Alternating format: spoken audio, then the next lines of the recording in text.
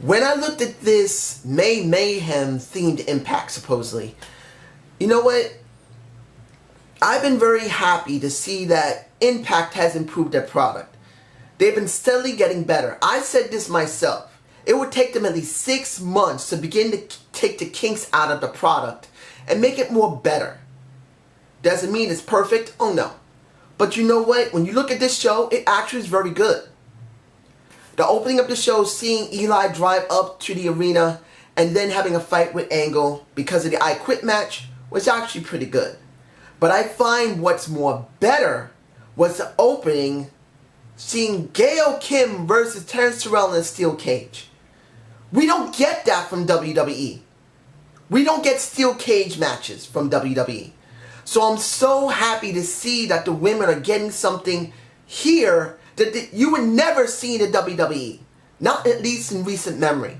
But here's my problem with the Gail Kim versus Terrence Terrell match. It felt too short. It felt like it could have been at least 4 or 5 minutes longer. And I'm being honest here. I really believe they did not need to make it so short. If you're giving me 4 more minutes, I would have been thoroughly satisfied.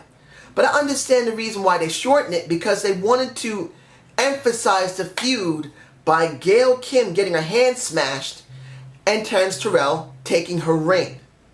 Which means she's going to take her man. I would have liked to see more of the match than that, but it still was well done. And then you see Kong on the outside basically trying to rip and tear into that ring. I was alright with it. It gives us a setup going into next week with Kong. Gail Kim is no longer there because her hand is broken. She'll be there in some capacity with her hand taped up. And I'm fine with it.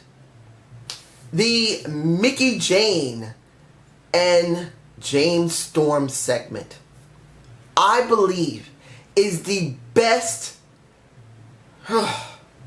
This is the best feud they have going. If you believe that it's one of the other ones, you tell me which one. Because this is the best. They're putting as much emphasis on this as possible. And I gotta say this. Al Snow, I hope, stays as permanent commentator with Josh Matthews. I don't want to see him with Mike Tenay. I would rather see him with Jeremy Borage. But they're not going to take Jeremy away from the ring. So put Al Snow there, keep him there, and keep Mike Tenay away. And I'll be happy with the product. Is Al perfect? No. But he emphasized this and made it very clear. This, along with Josh, this is an adult show. This is not meant for kids. And they're taking a whack at the WWE, which I don't blame them. The WWE went away from being more edgy. They don't have to show tits and ass every moment of every day. But you know what? You can give us a better product than what we have. And seeing that Lance, well, am I saying Lance? I'm actually thinking Lance Storm. I kind of wish he came back because he wasn't a bad wrestler. But James really playing on Mickie Jane's feelings, playing on her hunger to still be a competitor, her hunger to still be a singer and a country music star, and saying simply, I set some mess up for you. The only thing you have to do is just choose it. Doesn't matter what the hell I want, I will back you up. And as much as we all can see that he's fucking with her and trying to manipulate her, it's so well done. He's made the good guy here for the simple reason it's Magnus who's causing the trouble. Donovan is being manipulated. You know why? Not because it's James Storm that's pushing his mom away. It's his dad pushing his mom away. And making Magnus look like the bad guy is beautiful. This is the best feud they have, and I love it. And I hope they continue building into it. Maybe going into Slammiversary, maybe going for Bound for Glory, we get a match. Next, Dirty Heels versus the Wolves. I'm not sure how to feel about this because the way things have been interacting in the second match, you may begin to have some type of conflict between the Dirty Heels, between Austin Aries and Robert Roode, because Austin Aries didn't totally cover Robert Roode, and Robert Roode didn't totally cover Austin Aries. And I have this bad feeling you're going to have these guys feud against each other, which it could work, but I feel like it's been done too much.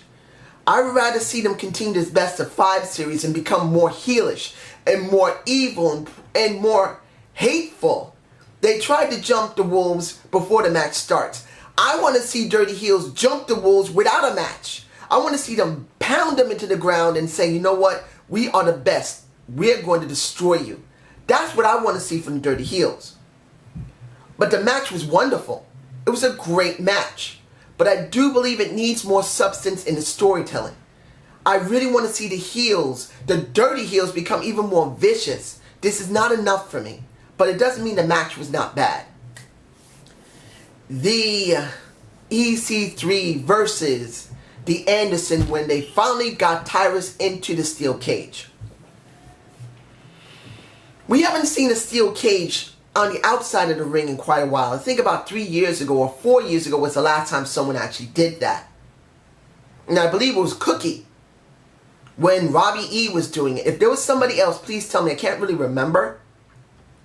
But it is a possibility that was the last time. I think it was around 2009, 2010. So it's been at least 4 or 5 years since it happened. Yeah, 4 or 5 years, I believe. This entire situation was to get EC3 over. Now, I believe I know the reason why.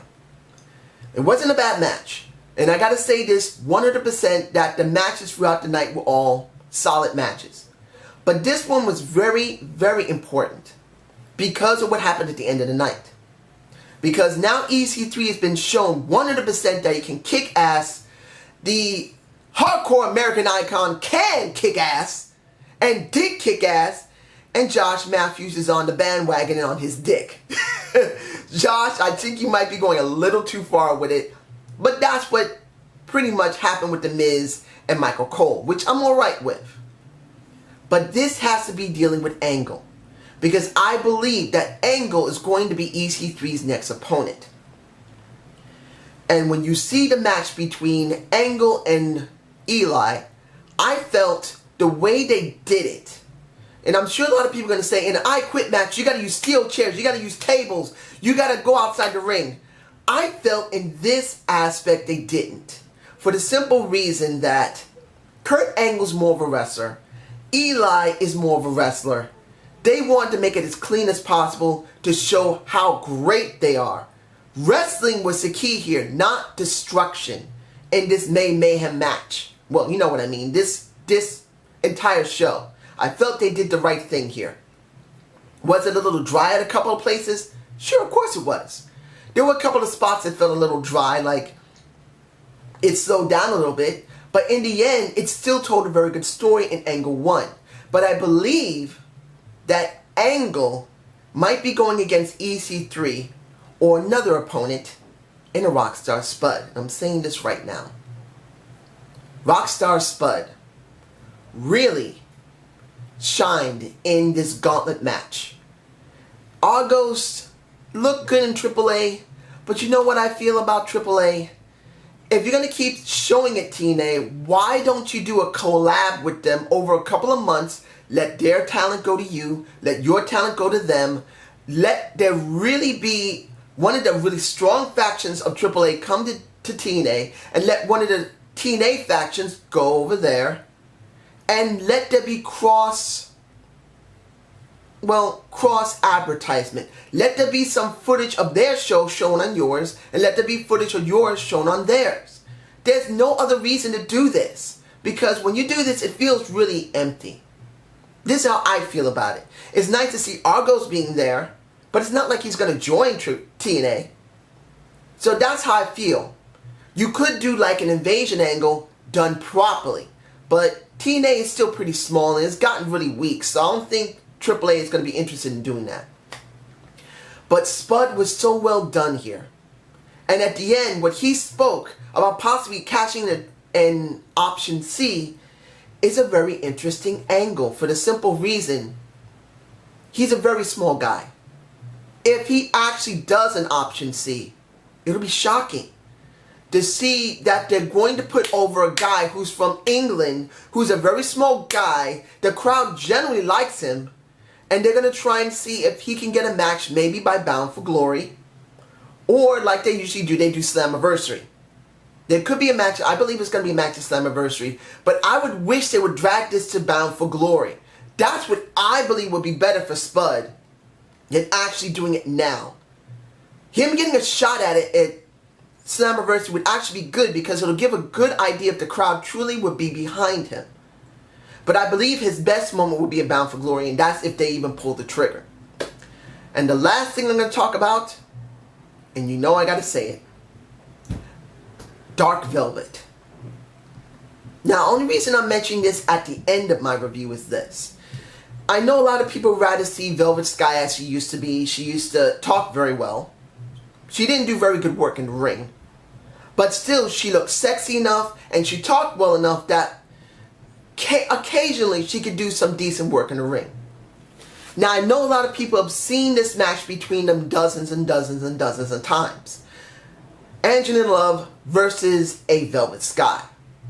But I believe in this respect it's a little different.